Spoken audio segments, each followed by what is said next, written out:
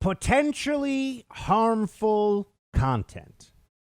That was the primary way that people were either warned or shut down from sharing on Twitter. Potentially harmful conduct. It was fascinating to watch the social media giants that control perception and the flow of information more than any other companies in America.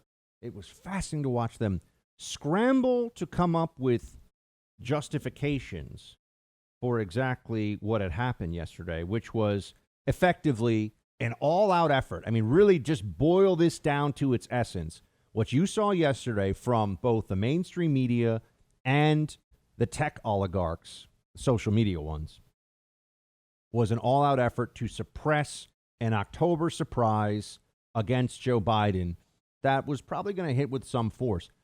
I don't think as much as what we're seeing now because of the actions taken, but it just goes to show you the level of anxiety and desperation that the left and the Democrats feel at this point in time to make sure that somehow Joe Biden will win no matter what. Jack Dorsey, who has always seemed like something of a strange fellow, and that's for sure. He said yesterday, quote, "Our communication around our actions on the New York Post article was not great, and blocking URL sharing via tweet or DM with zero context as to why we're blocking is unacceptable." So now he's even saying, this is the CEO of Twitter, now he's even saying, yeah, that doesn't look good, does it? Why were they blocking this? Well, he's trying to clean up the mess that his other mess cleaner uppers at Twitter had made. So first the decision, let's go through this. The decision is made by people at Twitter as a company. Oh my gosh, we got to shut this thing down. We got to get rid of this thing. We can't have this Hunter Biden New York Post story getting shared all over our platform. Why? Well, they say it's because it's potentially harmful content. Oh, actually, no. They said that. But then they said it's because it violates a policy on hacked or stolen information. Oh, no. But then Facebook said it's because we need to have third-party fact checkers check to see if this is true. Okay, well, which is it? What's the real reason? Because when you go through these reasons, what evidence do they have this information was hacked or stolen? None. There's no evidence of that. They can come up with a theory, but you could do that anytime that somebody has an anonymous source or anytime that you have, according to, a source that this newspaper spoke to on the condition of anonymity. Maybe that person has hacked information. I know, you have no proof of it, but you can just say it. Shut it down. Shut it down. That's what they do. So they came up with so many different reasons, it seems, because they didn't have a single good one. And they were scrambling, and they were desperate. Why so desperate? What's the problem? Well, we all understand why, right? But we have to work through this step by step to see the full scope of the dishonesty and the impact here, which is this is all about what's happened in a couple of weeks. And people that work at these social media companies, you have to remember, they are more left-wing than the assistant editors at the New York Times and the Washington Post, who are in their mid to late 20s, who make sure that everybody knows what their preferred pronouns are, right? Mine are he, his, just so you know. Or he, him, I don't know, however they do it. Just in case. So the left-wing ideological bent of places like Twitter and Facebook is even more powerful than what you have at places like the New York Times. The most left-wing employees at the old newspapers, because there are still some people there that, run things at the Times who really just, their lifestyle lives, but they want to go out to the Hamptons and they're like fancy rich people and they want to be considered part of the cool kid table. There are radicals. I mean, there are really self-styled revolutionaries who are either millennials or it's really more Gen Z these days, who are low-level employees at these places who everyone is in fear of. And at places like Twitter and Facebook, they run the place.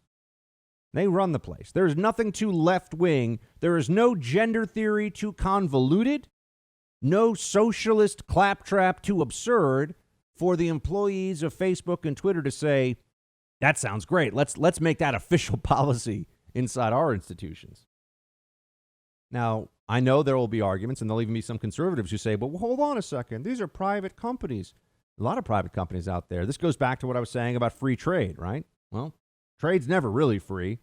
So you got to look at how free it is, where it's free, and you got to make adjustments.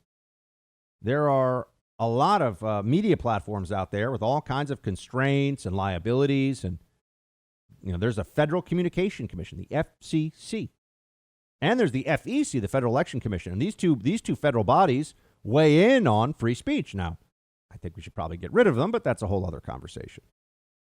Why should Twitter and Facebook be exempt from these things, have special carve-outs?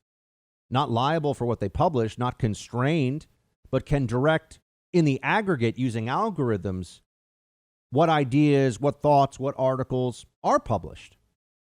So in a sense, they're like the editors of the whole internet.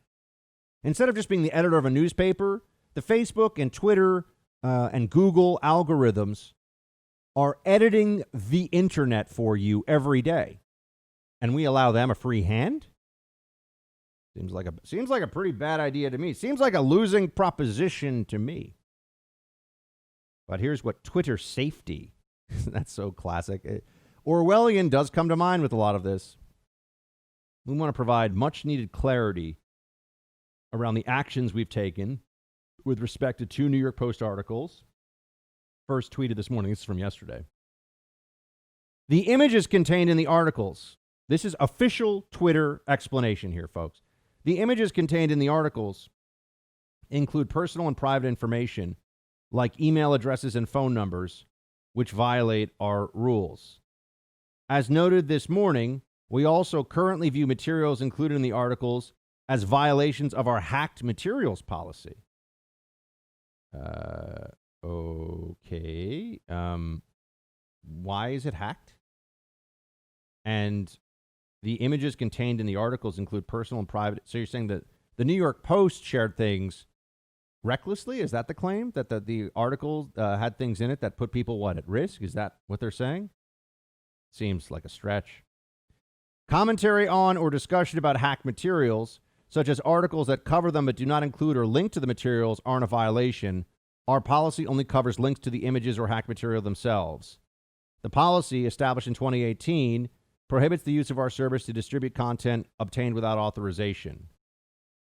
We know we have more work to do to provide clarity in our product when we enforce our rules in this manner. We should provide additional blah, blah, blah, Twitter safety, blah, blah, blah. Okay. Now, let's just for a moment move beyond how what they're saying does not really apply to this article. Wasn't hacked. What sensitive personal? Yeah, I mean, Hunter Biden with a crack pipe is kind of sensitive in a sense, but journalists will publish that sort of thing all the time.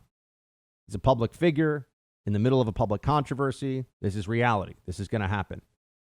Think for a second, folks. Do you think that Twitter would censor a photo of Donald Trump Jr. or Eric Trump with a crack pipe? Do you think that would happen for 1 second? No.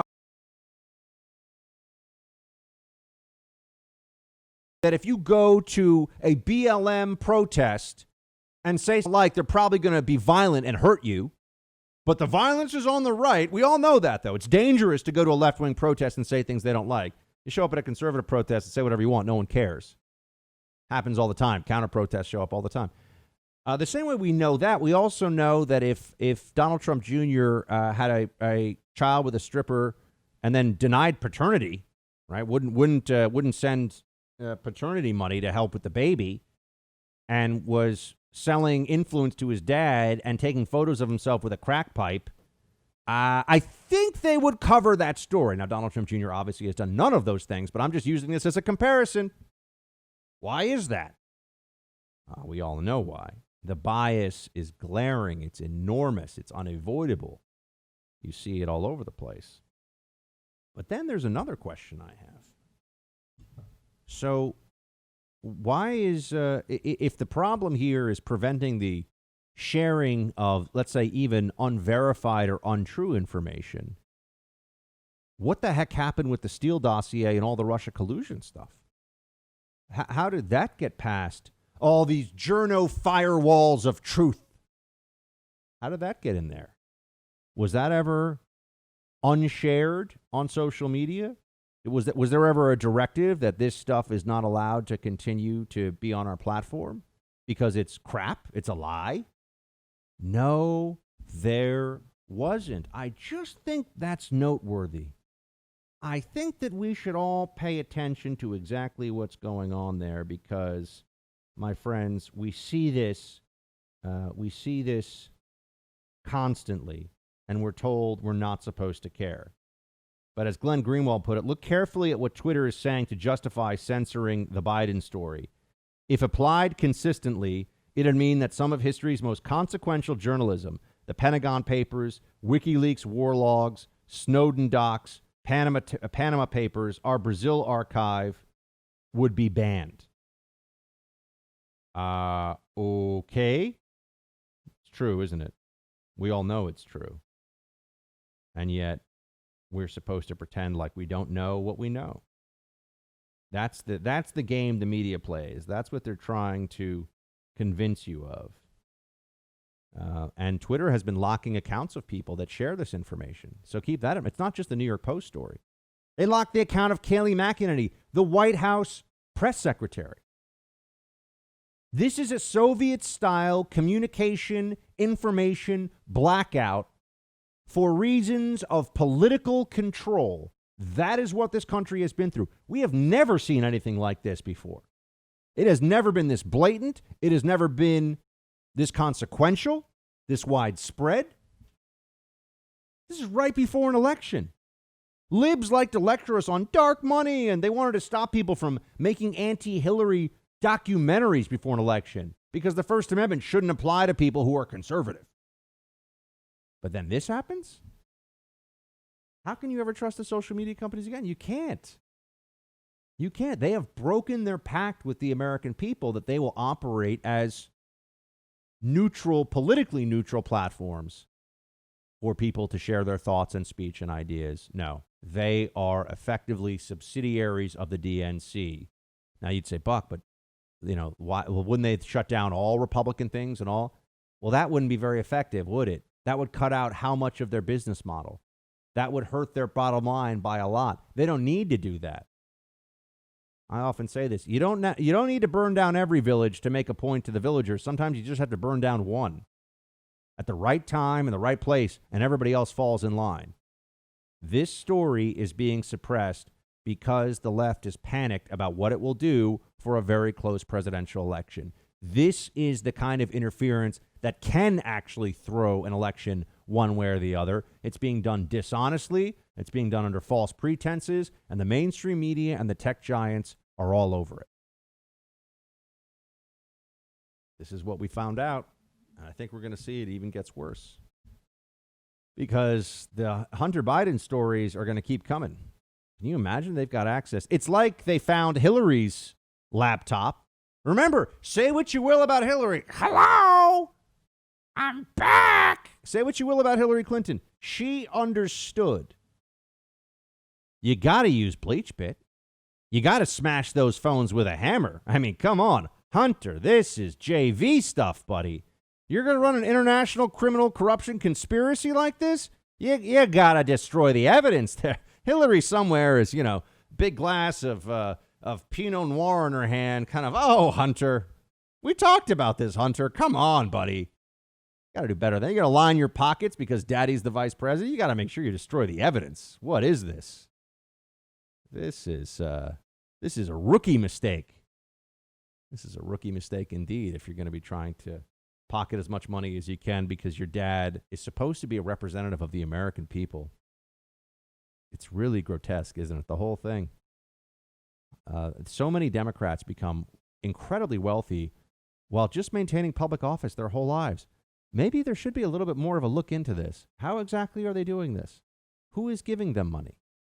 If we want to make this public service, maybe you shouldn't be able to cash in on being the vice president afterwards so then you can run for president later because guess what? That's an enormous open door for influence peddling and the corruption that we've already seen. Hillary Clinton did this. Joe Biden did this. We have other ethics regulations in place for people. You know, now we've changed for lobbyists, and there are these considerations that are put out there. And yet we're told that it should be normal for somebody to be able to be in public office and then step out into private life and accept money from whomever they want for whatever they want and then run for office again. And to pretend that what they're doing is either charity or it's what the market will bear. Yeah, it's what the market will bear. That's what drug dealers can say, too. It's what the market will bear. It doesn't mean that necessarily it should be legal or accepted. But we're just seeing the beginning of the Biden crime family. Stay tuned. And no matter what they do on Facebook and Twitter, the good news is, friends, you can still listen to it all right here. I recently got a crash course in home title theft, and you better pray this crime never happens to you. It's so easy and so financially destructive.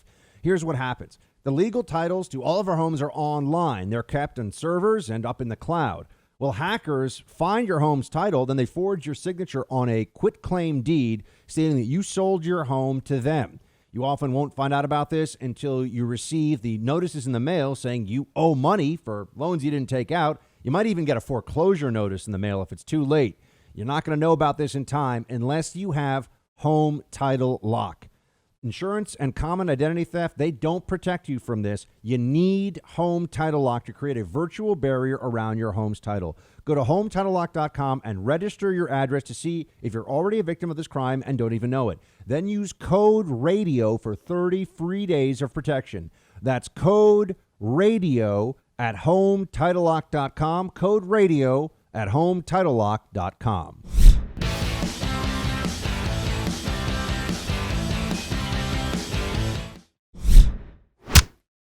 Just one more thing on this, because it's Russian disinformation seems to be the preferred way to try to, throw cold water on this story right now. Think that one through with me for a second. So it's the GRU or the SVR, the Russian Foreign Intelligence Service, their version of our CIA, managed to get a laptop that looked exactly like and dropped off by someone who looked like Hunter Biden, full of Hunter Biden stuff, to a guy in Delaware who didn't think anything was suspicious, and then gave it to Rudy Giuliani. Really? That's the story. I just want. How could this be Russian disinformation exactly? What would be the explanation for that? How does that line up? But they won't. That's the point. They shut it down just by making the accusation. That gives people a little place in their brain of safety. All the libs who believe things that are not true about this, they can go, "Oh, it's Russian disinformation." No, that doesn't make any sense. If it is, well then sure, prove it, show it to me. I'm happy to think that. And isn't it fascinating that somehow the Steele dossier, which was Russian disinformation, managed to get through this dragnet of serious journalism, managed to get through all the constraints put on sharing false information on social media. This is what we're talking about, friends. They have an enormous advantage in these realms, which is why they are able to win elections and do as well as they do with having lunatic socialists who are deeply unimpressive people running for office all the time. I mean, if you control what can be said, you can control what people think. If you can control what can be shared, you will have enormous influence on the individual perception that everybody has of the world around them. That is what we're up against. I mean, this is the critical fight. You lose this one, you lose all the political battles too, because it's all downstream from information sharing and information analysis.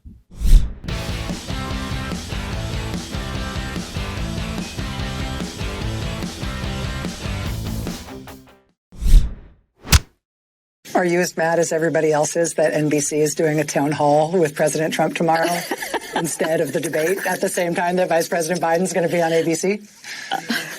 I'm not touching that.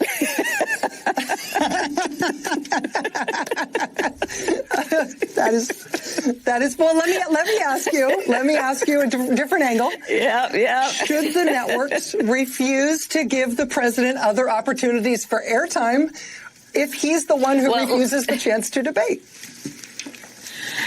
I'm not going to tell the networks what to do, but I'll tell you, I know who I'm going to be watching. So there you go.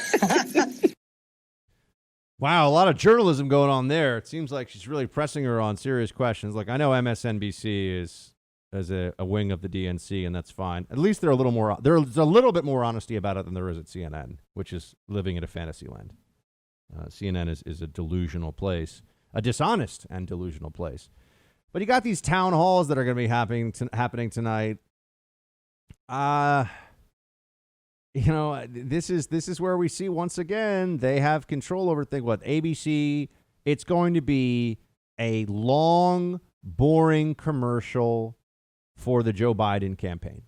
That will be the town hall. We've had in the past problems with who they put forward even for these town halls. Oh, I'm an independent voter. No, you were already at a town hall. I think there was a guy that was already at a town hall before as a Democrat voter.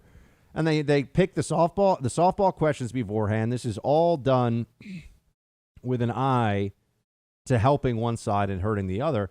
And now Trump's going to appear on NBC. He's going to get a lot of questions that are like, why do you hate, everybody?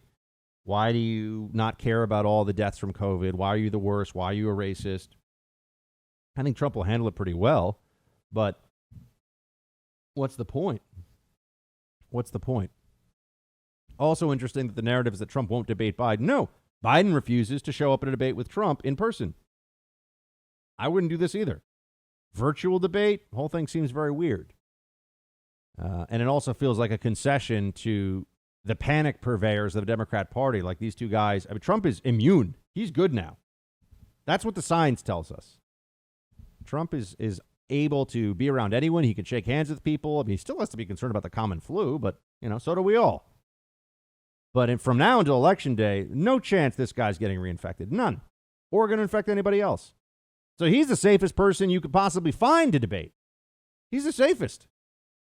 Why won't Biden be on stage with him? It doesn't seem clear at all. What's the problem? Well, we all know Biden doesn't want to be on stage with them because they think that they're trying to protect the lead. You have to remember, the Democrats really believe that Biden's way ahead. They see these polls. They think that he's going to be able to really crush Trump.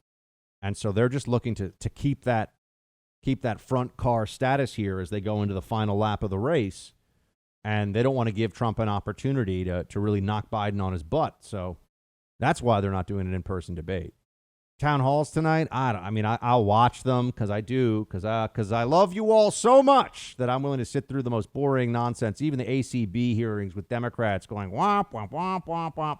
Sounds like is it the mom in Charlie Brown or the teacher? Whatever. The womp, womp, womp, womp, womp. Producer Mark is all adults. All adults. Yeah. Okay. That's what the Democrats questioning Amy Coney Barrett starts to sound like after a while. Womp, womp, womp, womp, womp. So I sit through these things, though, so I know everything that's happening. I can bring you the best, most distilled, most shiny and exciting analysis possible.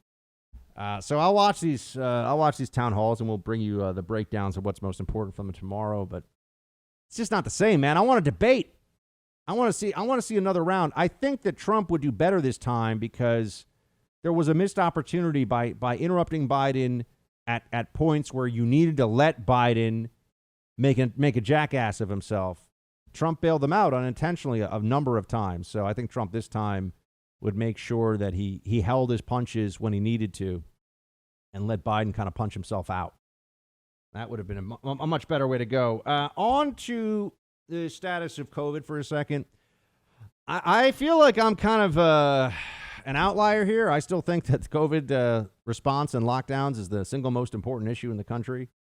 And I feel like the interest level around this compared to some other things going on is far lower than it should be. This is the story of 2020. It is the issue that determines where our economy is going, what freedoms we have, the role of government in our lives, and the role of government in a way that you can really feel. I mean, they're setting up in places now to fine people to take money out of your pocket because you're not wearing a piece of cotton over your face. Okay. Seems like quite an infringement on individual rights and liberties to me, based on nothing, based on whim. There's no proof that this is a good idea. Outside, none. They never talk about that. There's at least a promise from President Trump that there will not be, and I've told you, he promised me personally this in the Oval Office for whatever that's worth, that there will not be lockdowns. He's sticking with that. Play 20. We're not doing any more lockdowns, and we're doing fine. We had Florida, we had a spike, and the governor did a great job, DeSantis, and we had a spike in Arizona. The governor did a great job. Spike in Texas, they're down very low now, and we're not doing any shutdowns. No, we learned about the disease. Young people, 99.9%, right? They're in great shape, strong immune systems. The younger, the better. It's hard to believe. But like Barron, my son had it. It was like he had it. It was gone. We said, wow, that was quick. That's the case for 99.9% of people under the age of 20. Comes and goes, no problem. Like if you're 12 and you get this, it's like for the most part, it's like a common cold. But people want to go into lockdowns again. Europe heading into a whole series. I see finally CNBC, because they have to watch money and markets, so they got to report on this stuff. Europe is heading into a whole series of lockdowns, I've been telling you. Spain is having an explosion of cases, and they're gonna start hiding again, telling people they have to stay home. You can't even see people from other households. There's all kinds of rules that are going into place. Italy is going into a severe lockdown again, and I keep saying, what is the point of this? What are they really trying to accomplish? They cannot stop the virus. They can delay the spread of the virus in some areas at enormous cost. They cannot stop the virus. We have learned this. We have seen this. It has played out before us.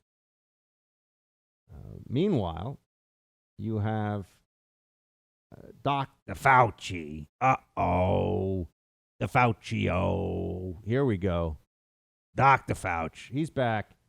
And he thinks that he was asked about the Great Barrington Declaration, which I think there's still such little media interest in. And I sit around saying, okay, so now we've got thousands of scientists and doctors from some of the top institutions in the world who are saying lockdowns are bad. This is not rooted in science. This is fear and panic, and it's disastrous. But people still say, listen to the scientists. What, like Fauci? Fauci strikes me as kind of a dumbass. This guy's been wrong and wrong and wrong. No insights here.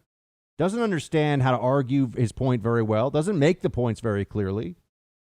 But here's how, he just completely dismisses the Great Barrington Declaration. Play 3. There's about 30% of the population has underlying conditions that make them more susceptible to getting the adverse events and outcomes of serious disease with COVID-19. If you just let things rip and let the infection go, no masks, crowd, it doesn't make any difference. That, quite frankly, George, is ridiculous, because what that will do is that there will be so many people in the community that you can't shelter, that you can't protect, who are going to get sick and get serious consequences. So this idea that we have the power to protect the vulnerable is total nonsense, because history has shown that that's not the case. And if you talk to anybody who has any experience in epidemiology and infectious diseases, they will tell you that that is risky, and you'll wind up with many more infections of vulnerable people, which will lead to hospitalizations and deaths. So I think that we just got to look that square in the eye and say it's nonsense. Or Dr. Fauci is a moron who has pushed for the most destructive policy, intentional policy of disease control in the history of the world, despite evidence, facts, and science. He says just let it rip. Who's saying just let it rip? No one says that sick people shouldn't stay home. No one says the vulnerable shouldn't be protected, that there shouldn't be a real surge of resources to those with under. So we notice the flaw here in his logic. First of all, he says nobody who knows epidemiology would say, well, actually, there are thousands of them, Dr. Fauci, who are saying it. Thousands of them from Harvard and Oxford, not government bureaucrats who've just been sitting on their ass being useless for 40 years. Go back and look at what Dr. Fauci used to say about HIV. And you'll realize, oh my gosh, hold on a second. What? Yeah, Dr. Fauci was one of these guys who thought that HIV was going to be effectively of the same degree of risk for everybody in the population.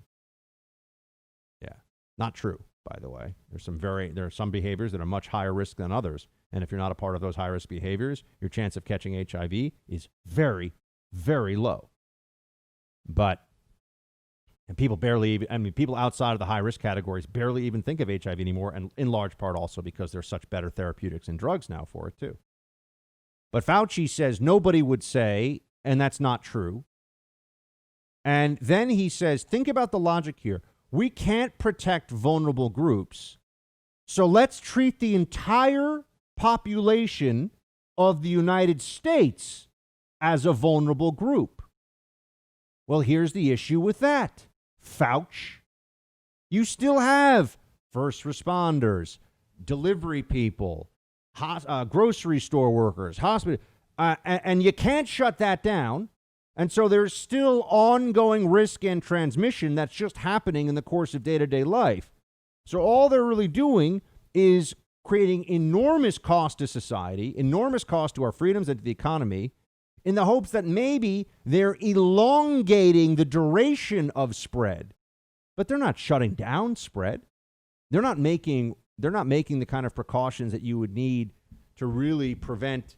And what he's saying is not even true. Governor Cuomo is now saying, well, yeah, we should be testing, nursing home employees before they come to work, and we should have much more stringent. Yeah, that's called focused protection.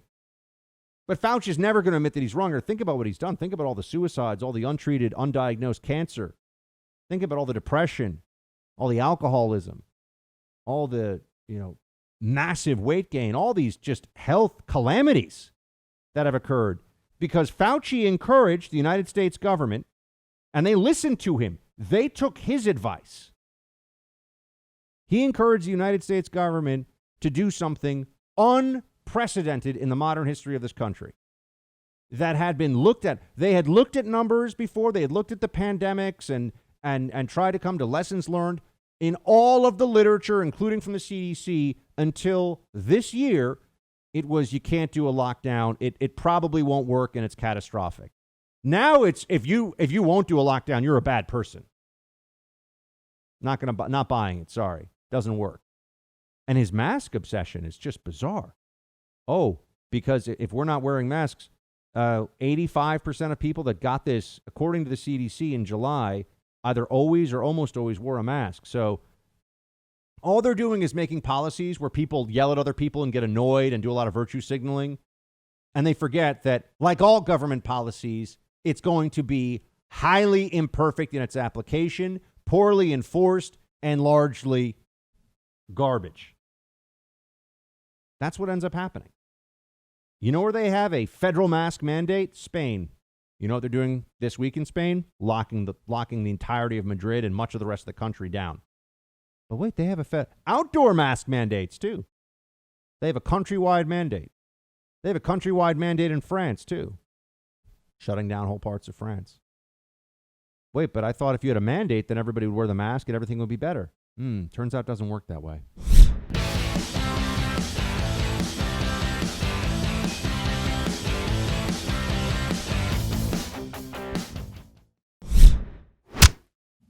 COVID palooza, right? That's what I saw. And I, to Sarah's point, we know that Donald Trump is the greatest source of misinformation in our country when it comes to COVID-19. And I think what was terrible was when he said he was immune to the disease. And the issue is that there is no immunity. Scientists know that there is no immunity yet. There's no evidence, science-based evidence for that. And I think that what is so dangerous about him saying something like that is that people will then not wear their masks, not socially distance. And the care that this president got at one of the best hospitals, military hospitals in our country, would cost the average American $100,000.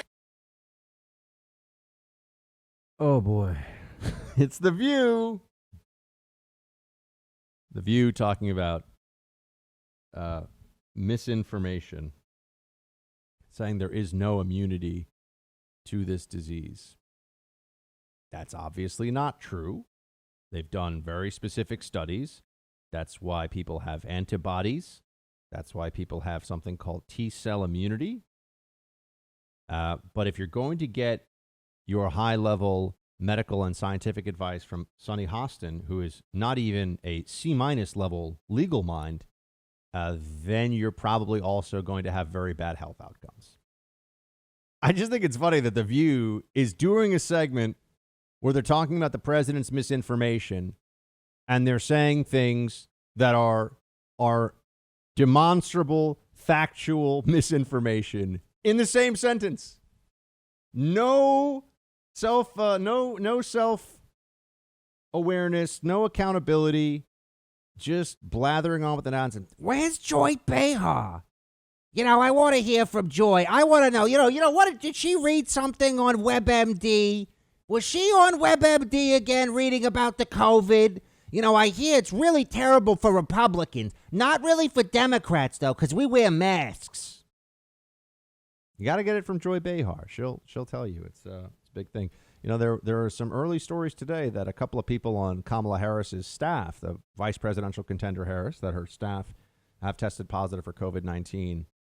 Just going to say this right now. If either of the Democrat candidates get it, two things will be true. One, we will wish for a very mild version of the virus and the speediest possible recovery.